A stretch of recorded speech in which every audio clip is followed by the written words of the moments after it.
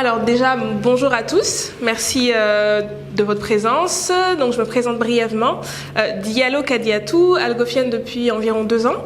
Je me baigne un peu dans le monde de la finance de marché depuis 6 années environ, à travers divers stages, expériences très enrichissantes au sein de plusieurs banques de financement et d'investissement. Pendant mes expériences, j'ai eu l'opportunité de développer pas mal de connaissances sur tout ce qui est produits financiers, produits dérivés, également sur les réglementations européennes principales qui régissent aujourd'hui les marchés financiers et également le métier du trading et de la vente.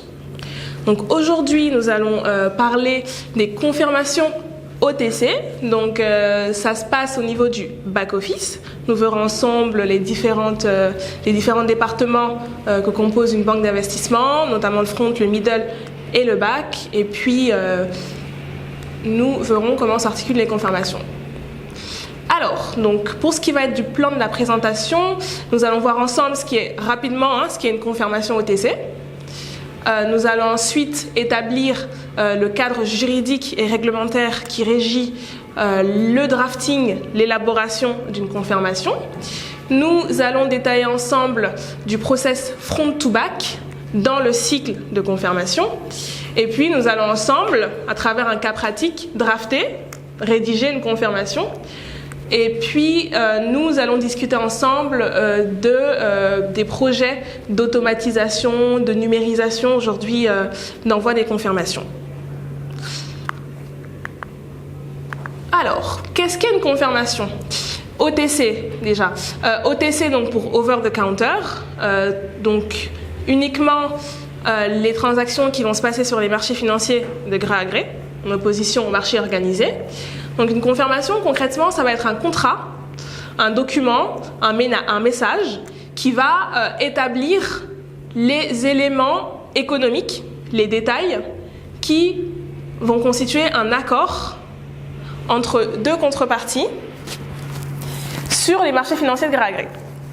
Donc concrètement, ça va être un contrat juridique qui va reprendre tous les termes négociés et vont être enrichis des données nécessaires pour le traitement, notamment les données bancaires, certaines clauses juridiques.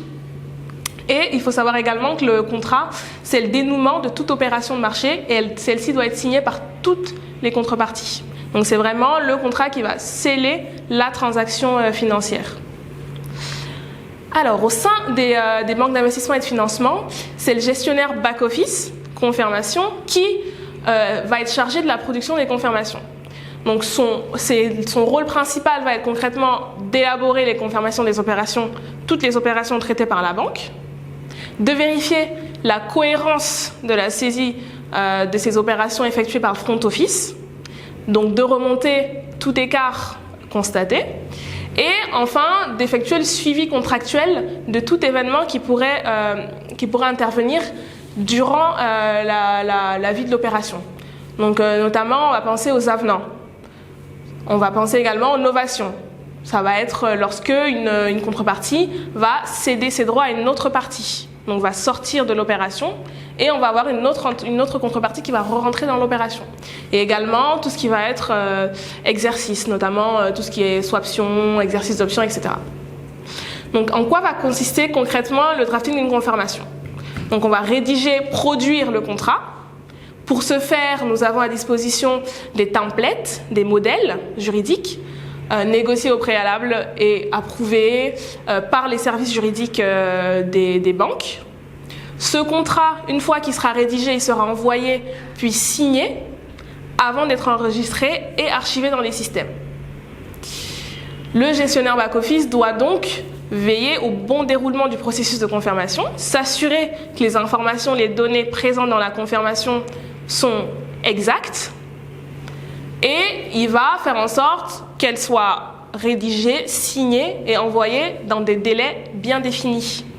Parce que l'activité est soumise à certaines règles, obligations, notamment en termes de templates, donc de modèles définis dans le cadre de certaines conventions internationales ISDA, nous allons en parler un peu plus loin, et de certaines réglementations européennes, notamment EMIR.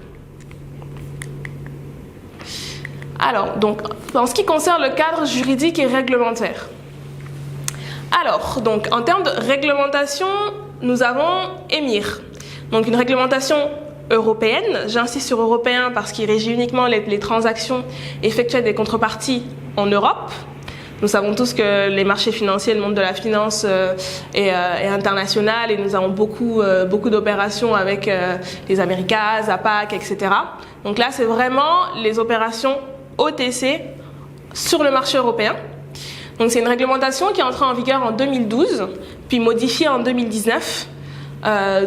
Enfin modifiée plutôt, elle a évolué en 2019. Il y a eu le rajout de plusieurs clauses qui permettent de gérer encore mieux le risque inhérent au marché de gré à gré. Il constitue le texte de référence en matière d'encadrement des produits dérivés de gré à gré. Donc concrètement, son rôle, ça va être de gérer le risque inhérent aux transactions effectuées en gré à gré, qui ne sont pas faites sur le marché organisé, et elle va, dans le cas de nos confirmations, en exiger une confirmation rapide pour réduire ce risque. Alors, pour ce qui va être du juridique, donc nous avons à disposition des templates, des modèles, qui définissent des standards, des normes de rédaction, des clauses juridiques standardisées, définies dans le cadre d'ISDA. Donc celles-ci ont été mises au point en 1992 et améliorées notamment en 2002, puis en 2006, et enfin la dernière évolution date d'il y a quelques mois, en 2021, notamment sur les produits dérivés de taux. Alors, donc les conventions cadres définissent des contrats types, donc des contrats juridiques types, qui vont permettre de standardiser les termes et de faciliter, de fluidifier le process de confirmation au sein des différentes banques. Donc nous allons avoir deux types de master agreement, donc de conventions cadres. Nous allons avoir les longues formes qui vont reprendre, en plus des détails économiques de l'opération, l'ensemble des termes et autres clauses juridiques qui vont régir l'accord entre les deux parties. Et nous allons avoir les short forms, donc beaucoup plus simples à gérer, à rédiger, beaucoup plus rapides.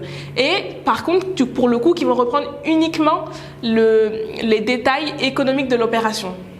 Pour ce faire, il faut signer ce qu'on appelle un Master Confirmation Agreement, un MCA, qui va lui reprendre toutes les autres clauses juridiques en un seul document, en une seule version, et qui va permettre, pour le coup, de rédiger uniquement des short forms. Donc, je vais vous faire passer des confirmations en longue forme et en short form pour que vous puissiez un peu voir la différence. Là, on a une confirmation en longue forme, donc environ 10 pages. Et nous avons aussi du coup l'MCA qui, elle, pour le coup, comporte en tout et pour tout une seule page.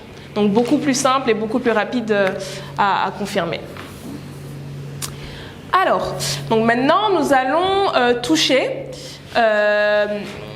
au processus de confirmation, donc au cycle de confirmation qui reprend en fait vraiment une chaîne d'action qui va solliciter tous les collaborateurs au sein de la banque, à toutes les échelles de la banque. C'est ce qu'on appelle le process front to back. Donc nous allons voir plus en détail. Alors, donc au sein d'une BFI, nous allons avoir 3 départements principaux. Nous allons avoir le front office, donc qui constitue l'interface de la banque avec le marché. Donc ils sont vraiment au front pour le coup, et ils vont centraliser et traiter tous les besoins des clients de la banque en termes de couverture, de financement. Les principaux acteurs, les traders, les sales, leurs assistants. Donc ils vont exécuter les ordres sur les marchés, ils vont s'assurer du booking des opérations dans les différents systèmes financiers, dans les logiciels financiers notamment, enfin je pense que vous en connaissez peut-être quelques-uns, Summit, Calypso, Murex, Sophis, etc., selon le type de produit traité. Et ils vont s'assurer que le booking soit complété, et ils vont également rédiger ce qu'on appelle une term sheet ou une pré-confirmation qui va servir de base à la validation et à la rédaction de la confirmation. Ensuite, après le front office, nous avons le middle office, donc très très proche du front office, très proche physiquement, et qui assure le contrôle et l'enrichissement des opérations négociées. Donc nous avons le trading support, les sales support, le middle office controller, qui va contrôler et s'assurer de la bonne saisie des opérations, qui va remonter les écarts, dans le cas où il y a des écarts, au front office, et va indexer, valider la term sheet et l'indexer au système back pour permettre au back-office de pouvoir accéder à cette term sheet-là, qui, nous allons le voir plus tard, sert de base à l'élaboration d'une confirmation. Donc, concrètement, ils vont vérifier le booking et valider la term sheet. Ensuite, dans le cycle, nous allons passer au back-office, qui, lui, va suivre le traitement post-marché des opérations. Donc, validation, confirmation, paiement, règlement de livraison. Nous allons, nous allons faire un focus sur les confirmations. Nous n'irons pas jusqu'au paiement, règlement de livraison et tout ce qui s'en suivra. Donc, au niveau du back-office, dans le back-office validation, le back-office confirmation.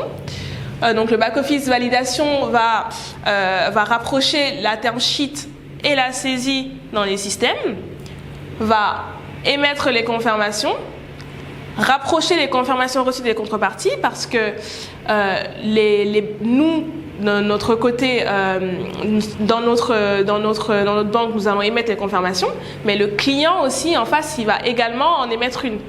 Donc nous devons nous assurer, une fois avoir reçu leur confirmation, nous devons la rapprocher avec notre confirmation et nous assurer qu'on est bien à raccord avec les différentes données, les différents termes utilisés dans les confirmations. Et le back-office va également être celui qui va gérer les litiges et les relances dans le cadre des signatures des confirmations. Voilà. Alors, nous allons maintenant faire un cas pratique et drafter ensemble une confirmation.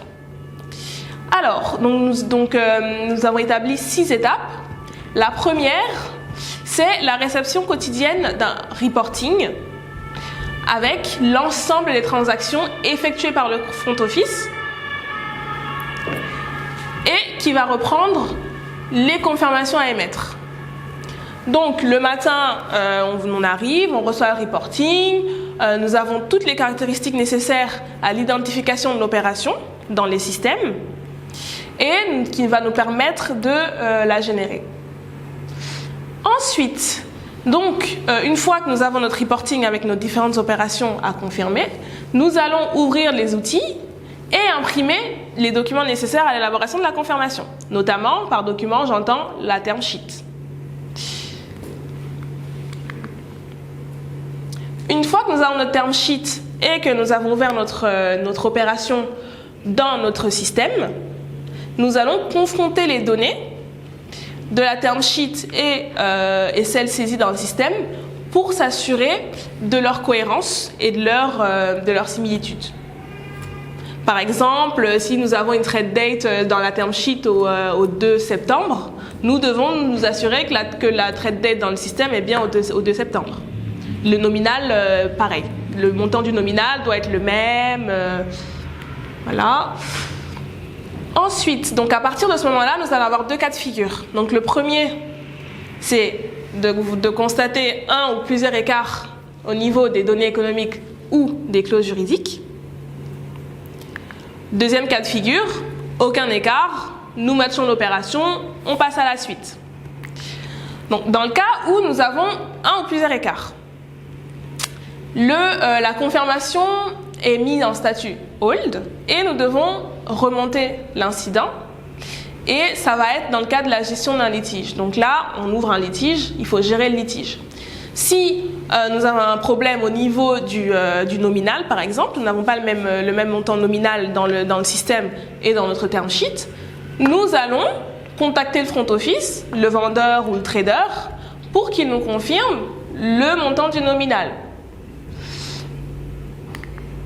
Une fois que nous remontons l'information, celle-ci est confirmée par le front office, donc ça prend le temps que ça prend, hein. Ça peut très bien prendre 2 minutes, comme des fois il peut revenir, il doit aller revoir avec le client, ou alors il y a eu un changement entre-temps, le back-office n'a pas été notifié, donc voilà, donc des fois ça peut prendre du temps.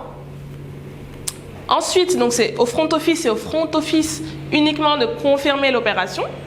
Donc une fois que l'opération est confirmée, il va nous donner des instructions, soit changer le nominal, ou alors conserver le nominal dans la term sheet, ou alors donner un nouveau nominal. Dans le cas où les informations présentes dans la term sheet initiale ont été changées, celle-ci doit bien évidemment être mise à jour, ainsi que le booking, à la charge du middle office. Donc, une fois que le middle office met à jour le booking, modifie la term sheet en accordance avec les instructions données par le front office, le back office il reprend sa term sheet et sa saisie, et il repart à zéro, il refait son rapprochement, et une fois que tout est bon, on valide. Une fois que c'est validé, tout écart constaté a été régularisé, on match l'opération. Une fois que l'opération est matchée, maintenant on va passer à ce qu'on appelle dans le jargon financier le drafting, donc l'élaboration, la rédaction. Donc comme je vous disais tout à l'heure, les confirmations sont draftées dans le cadre de templates, donc prédéfinis par ISDA, selon la contrepartie et le type de produit. Donc, si nous sommes sur un swap de taux, nous allons prendre un modèle, mais si nous sommes sur un variant swap, ce sera un modèle différent. Donc, il va falloir s'assurer de sélectionner le bon modèle selon le type de produit et selon la localisation aussi en général de la contrepartie. Sachant que ISDA, ce sont des contrats types en anglais. Nous avons le pareil en français qu'on appelle les FBF, qui reprennent tous les termes, cette fois-ci en français. Donc selon la contrepartie, nous allons prendre des templates soit ISDA, soit FBF. Et nous allons procéder au drafting de la confirmation. Donc en complétant les données économiques avec les champs correspondants et en s'assurant que les clauses juridiques présentes dans la term sheet sont bien présentes dans la confirmation. Donc une fois que celle-ci est rédigée, en conformité avec la saisie, la term sheet, elle est double visée. Donc par double visage, j'entends, nous avons au sein des équipes en général confirmation 2 ou 3 personnes, selon le volume de transactions, qui s'occupent de double viser toutes les confirmations qui sont éditées au sein de l'équipe. Donc concrètement, ils vont refaire le même travail. Ils vont prendre la term sheet, ils vont aller vérifier la saisie et ils vont s'assurer que la confirmation qui a été draftée correspond bien aux données économiques. Une fois que celle-ci est double visée et validée, elle doit être apposée de 2 signatures, puis envoyée à la contrepartie pour signature. Une fois que la contrepartie nous renvoie sa confirmation signée, c'est-à-dire qu'elle est en accord avec tous les termes présents dans la confirmation, celle-ci est archivée. Alors, donc le process aujourd'hui de confirmation est très manuel, très manuel. Nous avons de plus en plus l'émergence de plateformes électroniques, mais le papier fait encore pas mal de résistance. Donc nous avons plusieurs plateformes aujourd'hui qui permettent d'envoyer les confirmations directement du front office, donc sans passer par le middle ou le back. Dès que la transaction est effectuée, la contrepartie reçoit automatiquement une confirmation. Mais c'est encore sur des produits, des transactions très standards. Donc tout ce qui va être futur, c'est vraiment des produits très standardisés qui ne nécessitent pas énormément d'analyse derrière et de modifications. Nous avons également les moyens de communication interbancaire qui permettent aujourd'hui d'envoyer directement aussi des confirmations, notamment le système de messagerie SWIFT, qui est très utilisé aujourd'hui pour les paiements notamment. Et nous avons également plusieurs logiciels financiers aujourd'hui qui évoluent dans ce sens et qui intègrent des templates, des modèles ISDA qui permettent de modifier directement la contrepartie dans le système et de l'envoyer pour signature électronique avant de l'envoyer au client. Alors, donc, l'automatisation aujourd'hui des confirmations, elle a plusieurs points positifs.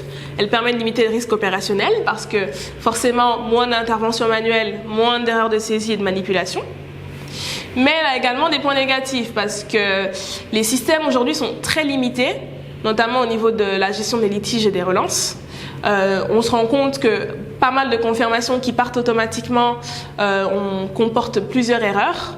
Donc l'impossibilité de vérifier derrière et de s'assurer de la saisie, de s'assurer de la véracité des informations présentes dans la confirmation. Et puis, bien évidemment, la suppression de postes. Aujourd'hui, les fonctions back-office, c'est des fonctions qui sont de plus en plus délocalisées, qui nécessitent de moins en moins de ressources. Mais nous avons également beaucoup de points bloquants du fait notamment de la complexité des opérations. Comme je vous disais, les plateformes électroniques permettent aujourd'hui d'envoyer des confirmations directement, mais uniquement sur des produits très standards. Pourtant, aujourd'hui, sur les marchés financiers, nous avons pas mal de produits sur mesure, très complexes, qui ne sont pas du tout standards pour le coup et qui nécessitent forcément une intervention humaine, des calculs préétablis qui ne sont pas aujourd'hui possibles d'envoyer par voie électronique. Voilà. Est-ce que vous avez des questions? Alors, la confirmation, en fait, elle va reprendre la transaction. Donc si on a une transaction de swap de taux, la confirmation, ça va être une confirmation sur le swap de taux. Il y a un modèle. Pour chaque produit aujourd'hui sur les marchés financiers, on a un modèle dans les définitions ISDA. Oui, c'est un gros bouquin qui reprend pour chaque type de produit. C'est pour ça que dans le cadre du drafting, il faut être très vigilant et s'assurer de sélectionner le bon template avec le bon type de produit pour reprendre les clauses spécifiques. Alors, c'est pas un logiciel, alors dans les logiciels financiers maintenant on a une rubrique où on peut aller récupérer les templates, certains templates pour certains produits, mais sinon en général ce sont des dossiers partagés ou c'est des documents Word en fait tout simplement. Et en fait tu as le nom du type de produit en titre de document. Donc voilà, mais en général, tu sais, c'est subdivisé. Donc tu vas avoir le back-office taux, tu vas avoir le back-office equity, tu vas avoir le back-office change. Donc en général, c'est à peu près les mêmes produits qui reviennent relativement fréquemment. Donc en fait, si tu as un variant swap, tu vas prendre ton template variant swap avec les contreparties APAC. Et puis tu ouvres ton template et tu le complètes. En lien avec les équipes juridiques qui justement sont assez relativement sollicitées par nous pour nous confirmer, mais plus en général lorsque nous recevons des contrats des contreparties. Nos contrats à nous sont déjà validés par le service juridique. Donc en général, lorsque nous prenons un template maison entre guillemets, nous n'avons pas besoin de validation préalable du service juridique. En revanche, lorsque nous devons rapprocher une confirmation que nous recevons des contreparties et que nous voyons que les clauses sont différentes des nôtres, dans ce cas-là, nous devons systématiquement faire valider par un service juridique et nous avons bien une section en général dans un département juridique alloué au service confirmation entre guillemets qui permet de valider certaines clauses sur lesquelles nous avons des doutes ou sur lesquelles nous ne sommes pas très sûrs. Exact. Alors, mais il nous arrive notamment régulièrement de négocier justement sur des nouveaux contrats ou alors de négocier à une modification avec certaines contreparties. Mais dans ce cas, nous faisons le lien entre le client et le service juridique pour pouvoir établir, donc le client nous fait des propositions, ensuite nous le partageons au service juridique qui revient avec des notes et ainsi de suite. Donc nous faisons le lien entre les deux parties. L'EMIR, comme tu dis, en fait l'équivalent d'EMIR aux US, c'est le DFA, le Dodd-Frank Act, mais en fait c'est exactement la même chose. Il reprend les mêmes obligations en termes de reporting, en termes de trade repository, en termes de compensation et de collatéral. Il reprend exactement les mêmes définitions. Donc au final, sur les US, nous n'avons pas autant de problèmes à matcher entre guillemets les clauses juridiques. C'est plus du côté de l'Asie, où ils sont beaucoup plus stricts en général, où nous avons du mal à matcher avec EMIR. Voilà, donc c'est vraiment plus l'Asie où nous avons du mal. Mais en général, les services juridiques, ils arrivent toujours à... Ah oui, ils font le nécessaire. Mais le seul problème sur ces cas-là, c'est que nous n'arrivons pas à émettre la confirmation dans les temps. Donc forcément, ça va prolonger, voilà. Du coup, quand vous... Bien sûr. Alors le deal, à partir du moment où il est booké, où il est validé, enfin, dans les systèmes, on a des statuts, hein, on a les statuts pending, hold, verified, validated, etc. À partir du moment où il est validé, le deal, dans tous les cas, il court. Hein. Il n'y a pas de délai. Non, il n'y a pas de délai comme quoi il faut que la confirmation soit signée pour que le deal il commence à courir ou qu'on commence à payer ou que les flux ils partent, etc. Donc au niveau du deal en soi, il n'y a pas de point bloquant. C'est plus au niveau de la conformité, de l'ESMA, que ça peut poser problème. Mais en général, nous faisons en sorte... Alors, il y a des contrôles de plus en plus, d'ailleurs, qui sont implémentés dans les banques. Les CP1A, notamment, je pense que tu en connais les CP1A. Est-ce que ça te dit quelque chose? Non?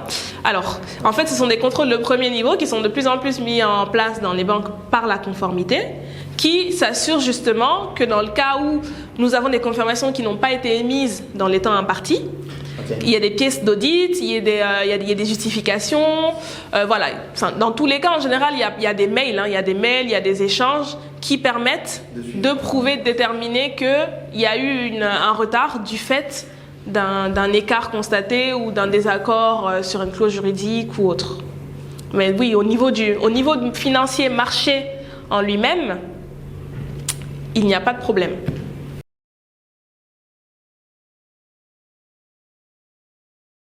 Alors, justement, donc nous avons la confirmation initiale, donc qui reprend les termes négociés initialement entre les deux contreparties à ce moment-là. Lorsque nous avons une contrepartie qui va céder ses droits au contrat à une autre contrepartie, nous allons drafter ce qu'on appelle une novation ou une assignation. Donc là, ça va être un document en complément de la confirmation initiale qui indique que voilà, qui va bien reprendre le cédant, l'entrant, le remaining, et qui va reprendre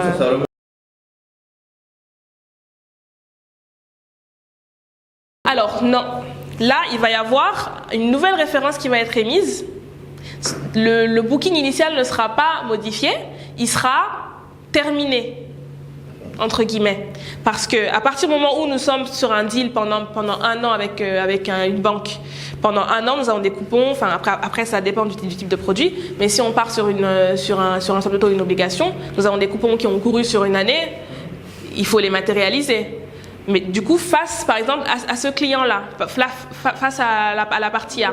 Donc, à partir du moment où nous avons la partie A qui sort et nous avons une partie C qui revient, nous allons, à partir de ce moment-là, donc full terminé ou terminé partiellement selon les termes de la novation, hein, parce que c'est vraiment de gré à gré, hein, donc tout est possible.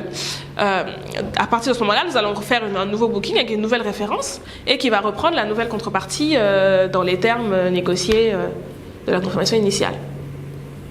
Mais ça va être une référence différente, un document différent en complémentarité, mais en général dans les systèmes, nous allons les booker sous ce qu'on appelle une structure. Donc tu vas avoir la structure qui va reprendre les deux références, les deux trading codes des opérations de cette transaction initiale-là.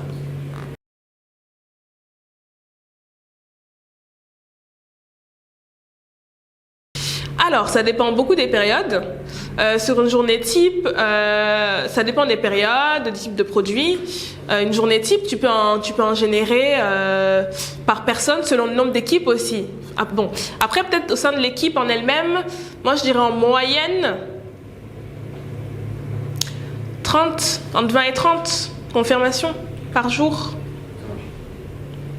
Sachant qu'au sein de l'équipe, vous dispatchez les confirmations, quoi, selon le type de produit, vanille, complexe, vous les dispatchez, selon la charge de travail de chacun, ou de la seniorité de chacun, enfin, ça dépend vraiment, mais en général après, il y a des pics, en été, il y aura moins de transactions, donc moins de confirmations à délivrer. Sur les equity, en décembre, c'est une grosse période, tout ce qui va être fin d'année, c'est une très très grosse période sur les equity, donc honnêtement, ça varie. Ça varie.